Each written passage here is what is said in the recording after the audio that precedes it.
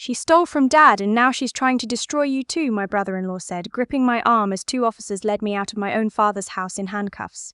My older sister was standing on the porch steps, tears streaming down her face, pointing at me like I was a stranger. She forged his signature, she sobbed. She took everything. I didn't scream. I didn't pull against the cuffs. I just looked at her, because 48 hours ago she wasn't crying. She was whispering. She was asking me to help her. She thought she could use the one person in the family who always said yes as the person who took the fall. She was wrong. Let me show you exactly how it unraveled. Drop a comment and tell me where you're listening from and what time it is. I genuinely love knowing who's out there. It started the way most disasters in my family do, with a phone call I almost didn't answer. I was in the middle of grading papers. I teach 3rd grade at a public elementary school in Columbus, and October is the month where everything piles up at once. Parent-teacher conferences, reading assessments, the Halloween parade. I had 47 reading logs spread across my kitchen table and a cold cup of coffee I kept forgetting to drink.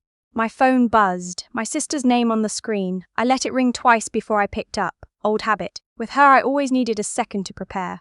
Something's wrong with Dad, she said. Her voice had that specific pitch. High and ragged. That meant she was either genuinely terrified or about to need something big from me.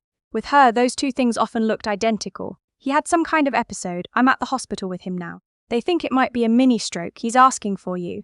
My dad is 71. He lives alone in the house we grew up in, a split level in Westerville that he's refused to sell since our mom passed 5 years ago.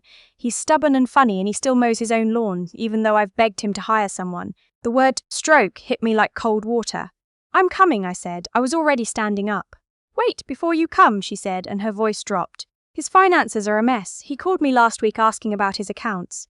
I think he might be getting confused. I need you to help me get access to his banking information so we can manage things for him. Just temporarily. Just until he's stable. I stopped pulling on my jacket, his banking information, just to protect him. You know how he is, he'll let bills pile up. He won't tell anyone. We need to be able to step in. I told her I'd think about it. I told her the most important thing was getting to the hospital. She agreed and we hung up, and I drove 40 minutes to OSU Wexner Medical Center with a knot in my stomach that wasn't entirely about my dad. He was okay. That's the first thing I want to say. It wasn't a stroke, it was a TI, a transient ischemic attack, which the neurologist explained is sometimes called a warning stroke. Temporary, no lasting damage, but a serious signal to change some things. He needed to rest, he needed monitoring, he needed someone with him for the next few weeks. My sister volunteered immediately. She lives 20 minutes from Dad. I live in Columbus, about 45 minutes away. She made the geographic argument quickly and efficiently, the way she makes all arguments, before anyone else has time to think. I drove home that night feeling unsettled, not just about Dad, about the phone call before I arrived, the way she'd slipped that request in between the diagnosis and the comfort, the timing of it. I want to tell you something about my sister and me, because context matters here. She is 4 years older than me. Growing up, she was the one who got the lead in the school play, who won the essay contest, who my parents introduced first at every family dinner. I was the one who helped her rehearse her lines, who proofread her essays, who refilled the chip bowl when her friends came over. I'm not saying my parents didn't love me. I think they did, in their way. But the architecture of our family had a clear hierarchy, and I understood my place in it before I understood long division. When she totaled her car at 22, I lent her $3,000 from my savings account so she wouldn't have to tell our parents. When she missed rent 3 months in a row during the year her marriage was falling apart, I covered it. I told myself it was what sisters do. I told myself I was being kind. What I didn't let myself see clearly enough was that it was never reciprocal, it was never acknowledged, and it never seemed to end. I had been trained, slowly, over decades, to view her problems as my responsibility and my own needs as inconveniences. Therapists have a word for this. I know it now. I didn't have the language for it then. 2 days after Dad came home from the hospital, my sister called again. I need you to come sign something, she said. Dad wants to set up a joint account so we can both help manage his bills. He already talked to the bank. They just need both of us there. It was a Saturday. I drove to Westerville. Dad was sitting in his recliner watching a pregame show, looking tired but himself. I hugged him for a long time. You doing okay, sweetheart? He asked. I should be asking you that. He smiled. Your sister's been handling things. She's got it all figured out. My sister appeared from the kitchen with a folder. It's just a convenience account, she said. Saves him the hassle of writing checks. The bank manager was really helpful. I looked at the documents. I'm not a lawyer. I'm a 3rd grade teacher. The language was dense and I was tired, and my dad was looking at me with that trusting expression he's always had, the one that makes me feel like I'm 10 years old and he's waiting for me to do the right thing. I signed. I want to be honest with you about that moment. I didn't ask enough questions, I didn't slow down. I signed because saying no felt like failing my father when he needed me, and because my sister was standing there with her efficient, organized folder, and because a part of me, the trained conditioned part, still assumed that if she said it was fine, it probably was. That is the thing about being the one who always cleans up. You stop looking at what's underneath the mess. 3 weeks later, I got a phone call from a number I didn't recognize. Is this the daughter? The younger one? The voice was older, a little rough. Yes? This is Harold. I live next door to your dad. I've known him 30 years. I'm calling because I'm worried. There's been a lot of activity over there. People I don't recognize going in and out. Your dad seems confused when I talk to him. And I saw a moving truck last Tuesday. Small one. Took some things from the garage. I was in the middle of lunch. I set down my fork. What kind of things? Couldn't say exactly. Boxes. His workbench, maybe. Your dad didn't look like he knew what was happening. I called my dad immediately. He answered on the fourth ring, sounded groggy. Everything's fine, he said. Your sister's helping me simplify. Getting rid of things I don't need. Dad, what things? I don't know, sweetheart. She handles it. She said it would help. I drove to Westerville that evening without telling my sister. The house looked the same from the outside. Inside, things were subtly off. The good china that my mother had collected piece by piece over 30 years. My dad's coinage collection, which he'd kept in a glass display case in the office. The case was still there, empty, some tools from the garage. A small painting that had hung in the hallway since I was a child. Dad, where's Mom's china? He blinked. Your sister said it was taking up space, said she'd find a good home for it. I sat down at his kitchen table and I did something I should have done 3 weeks earlier. I asked to see his bank statements. He didn't know where they were. He said my sister had taken over the mail. I'm going to tell you what I found when I finally got access to the account online, using the login information the bank had set up for me as a joint account holder. And I need you to understand that I stood in my dad's kitchen and read those numbers twice because I was sure I was misreading them. In the 3 weeks since I had signed those documents, $47,000 had been transferred out of my father's savings account. 17 separate transactions, each under $3,000, each spaced just far enough apart. I knew enough from a news story I'd once seen to recognize what that pattern meant. Structuring, keeping transfers below the reporting threshold. My hands were completely still. That scared me more than if they'd been shaking. I took photos of everything on my phone. I called the bank's fraud line from the driveway. I called a lawyer that a colleague had once recommended and left a message, and then I drove home and I did not sleep. The next morning my phone exploded. First my sister, I know you were at Dad's last night. You need to mind your own business. He is not your patient. Then my brother, who I rarely hear from, what did you do to the account? She's saying you were trying to drain it. We all saw the signatures. Then an unknown number that turned out to be my sister's husband.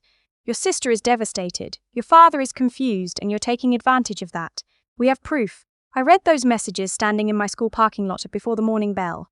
My colleagues walked past me. I smiled at a parent. Inside I was watching the architecture of my life get rewritten by someone else's hands. The call from my dad came last. His voice was small. Honey, your sister showed me some papers. She said you took money from my account. She has your signature. She said if I don't agree to let her manage everything going forward, she doesn't know what you might do. She said I should call the police. I don't know what to believe, Dad, I said. I didn't take anything. I have the statements. I have records of where it went. She has a paper too, he said, with your name on it. That was when I understood the scope of it. She had used the joint account documents with my signature. As evidence that I had authorized the transfers, she had positioned herself as the concerned daughter racing to protect our father from me. The fraud line I'd called the night before suddenly looked like it could be framed as me trying to cover my tracks.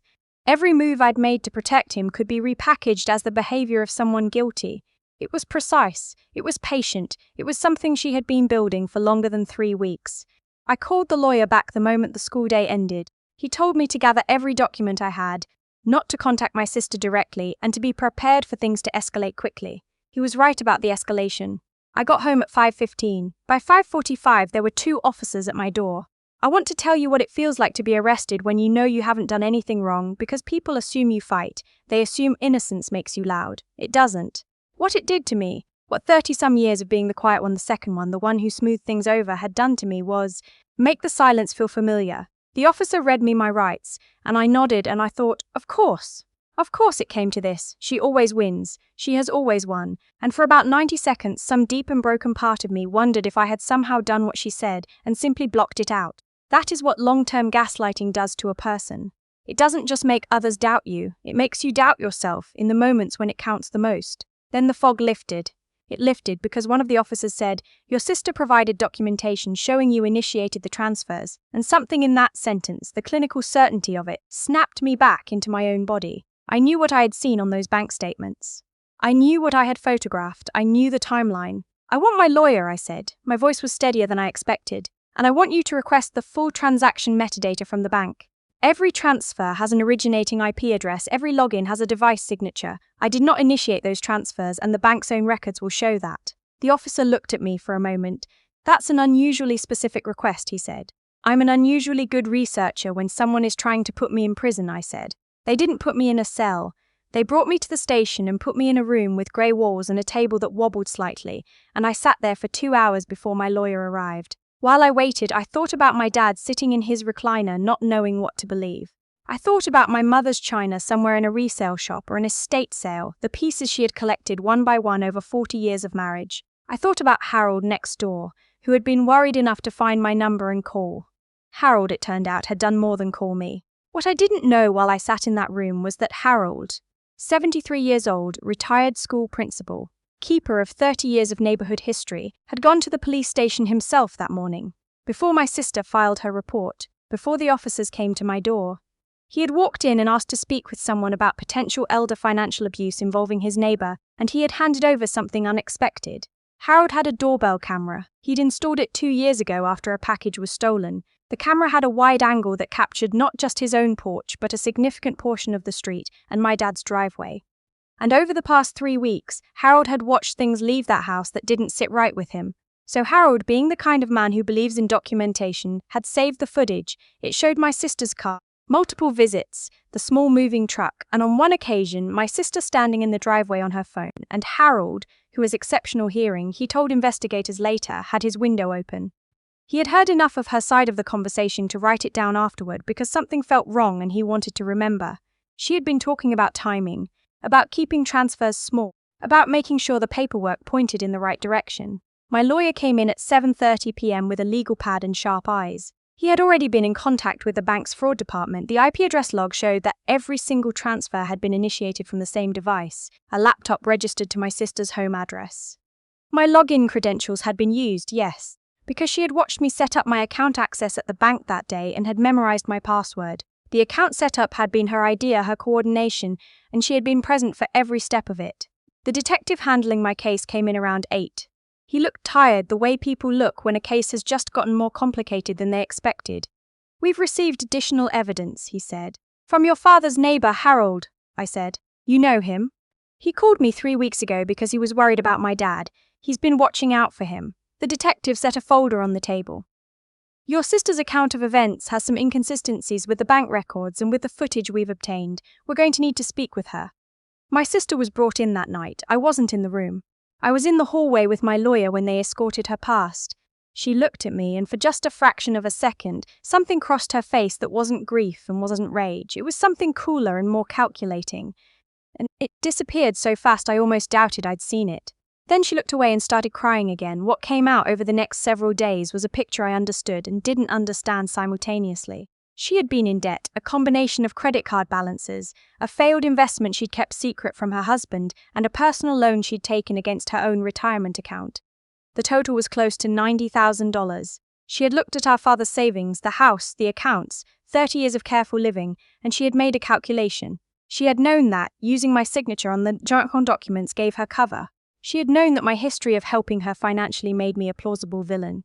She had known that in a family where she was the golden one and I was the one who cleaned up messes, my word against hers had a historical outcome. She had been right about almost everything, except Harold's camera, except the bank's IP logs, except the fact that the detective, once he pulled the full records, found a trail that was patient and methodical and clearly intentional. She had also underestimated something else. She had underestimated what happens when you spend your whole life in the shadow of someone else's story, and then suddenly you're standing in a police station with 2 hours and a wobbling table and nothing to do but think. I thought about every time I had stayed quiet, every time I had replaced her money, covered her absences, absorbed her blame. I had done it because I thought that was love. I had done it because the alternative, being seen as the difficult one, the ungrateful one, the one who made things worse, was too familiar and too frightening. But sitting in that room, I wasn't frightened anymore. I was clear in a way I hadn't been in years, maybe ever. She was charged with elder financial abuse, wire fraud, and filing for a false police report. In our state, elder financial abuse involving amounts over $25,000 carries serious weight. She was looking at substantial prison time. Her husband, once he understood what she had actually done, filed for separation within the week. He came to my father's house and sat at the kitchen table and apologized for the phone call he had made to me, and he looked like a man who was understanding something large and painful about the woman he had married. My father cried when the detective explained what had happened. Not dramatic crying, just the quiet, slow kind. The kind that comes when something you didn't want to be true turns out to be true anyway. He held my hand across the kitchen table. He said, "I should have called you first." I told him I was glad Harold called.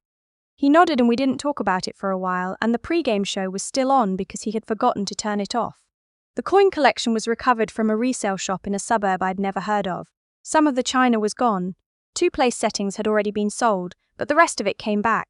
The $47,000 has been partially recovered and there is a civil case pending for the rest. I have a therapist now. An actual therapist, not a podcast or a self-help book. A real person I see every other Tuesday who is helping me understand the difference between being generous and being a landfill for someone else's choices.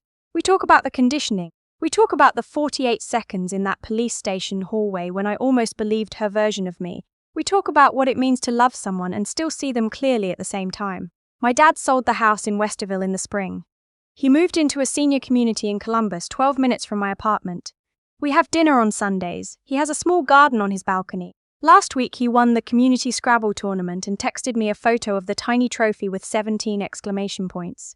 Harold got a fruit basket from me at Thanksgiving. He called to thank me, and we talked for 40 minutes about his late wife and my mother and how the neighborhood had changed since the 80s. He asked if I'd come by sometime to see his garden. I said I would. I still teach 3rd grade.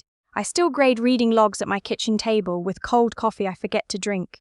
But I've started letting myself take up more space in my own life, asking for what I need, saying no when I mean no, sitting with the discomfort of disappointing people instead of immediately reaching for the fix.